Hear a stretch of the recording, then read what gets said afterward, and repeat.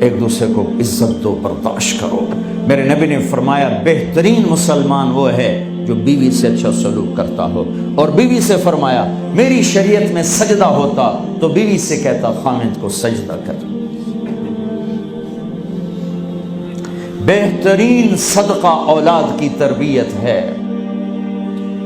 پورا گھر میرے نبی نے نقشہ، ہر ایک کی قیمت بتائی۔ ماں تیرے قدموں تلے جنت، کہ کاش میری ماں زندہ ہوتی، تم دیکھتے میں کیا کرتا، میں عشاء کی نماز کے مصلی پر ہوتا، میں سورۃ فاتحہ پڑھ رہا ہوتا، ادھر سے آواز آتی میری ماں کی محمد، تو میں نماز توڑ کے کہتا لبیک اماں جان۔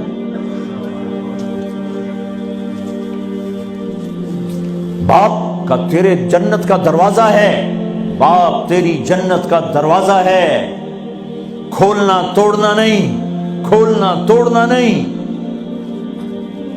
توڑ لیا تو جنت میں نہ جا سکو گے۔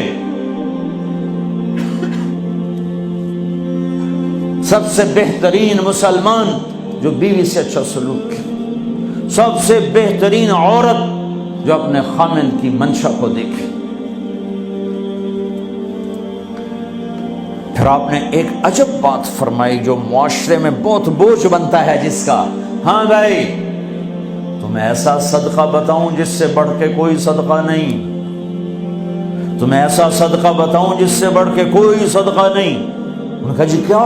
کہ الابنۃ المردودہ، جس کی بیٹی کو طلاق ہو گئی یا بیوہ ہو گئی اور گھر واپس آ گئی ماں باپ کے، یا ماں باپ نہیں ہے تو بھائی ہیں، وہ ایک بوجھ بنتی ہے ماں باپ پر بھی، اور بھائی تو ویسے ہی باغی ہو جاتے ہیں۔ میرے نبی نے فرمایا اس بچی پہ خرچ کرنا کائنات کا سب سے افضل صدقہ ہے۔ گھر، ایک گھر کیسے چلتا ہے؟ ہمارے ہاں پنجاب، سندھ، بلوچستان سرحد میں بہنوں کو وراثت میں کوئی حصہ نہیں ملتا، سب بھائی کھا جاتے ہیں۔ میرے نبی نے فرمایا جس کو اللہ نے 2 بہنیں دیں اس نے ان کا حق ادا کیا، شادی کی حق ادا کیا۔ ماں باپ کی وراثت میں سے ہوتا ہے، اگر میں نے کوئی خود کمایا ہے اس میں بہنوں کا حق نہیں، ماں باپ سے اگر 1 روپیہ بھی آیا ہے تقسیم کیا جائے گا۔ جس نے بہنوں کا حق ادا کیا، شادی کی حق ادا کیا، اس پہ جنت واجب ہو گئی۔ جس کو اللہ نے 3 بیٹیاں دی، اس نے ان کی ڈولی اٹھائی، وہ جنت میں میرے ساتھ یوں ہوگا۔ ایک بولے، اگر 2 ہوں، کہ جس نے 2 بیٹیوں کی شادی کی وہ بھی ایسے ہوگا۔ اللہ بھلا کرے۔ ایک صحابی کا، کہ جس کی 1 ہو، کہ جس کی 1 ہے، اگر اس نے اس کو عزت سے رخصت کیا تو وہ بھی میرے ساتھ ایسے ہی ہوگا۔ پھر کئی بچیوں کو طلاق پڑی ہے کہ اس کو بیٹا نہیں ہوتا۔ یہاں آنے سے پہلے کا واقعہ، پنڈی سے بچی رو رو برا حال اس کا، میں تو فون سنتا ہی نہیں ہوں ایسے کہ میرا تو کلیجہ پھٹ گیا ہے۔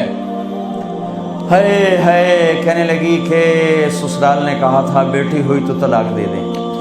میں نے کہا اس میں میرا کیا قصور ہے، اور بیٹی ہی ہوئی اور مجھے طلاق پڑ گئی اور میں گھر آ گئی 22 سال کی عمر میں۔ بیٹی دینے والا اللہ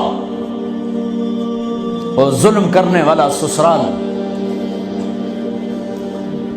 میرے نبی کو اللہ نے بیٹے دے کے اٹھا لیے، قاسم اٹھا لیے، عبداللہ اٹھا لیے، ابراہیم اٹھا لیے، 4 بیٹیاں دی، 3 زندگی میں اٹھا لی، زینب، ام کلثوم، رقیہ، تینوں آنکھوں کے سامنے چلی گئیں۔ فاطمہ سے نسل چلی، آپ نے فرمایا لوگوں کی نسل بیٹے سے چلتی ہے، میری نسل میری بیٹی فاطمہ سے چلی۔ اس لعنت کو دھویا۔ عورت کا کیا قصور ہے اگر اس بیچاری کو بچیاں ہو رہی؟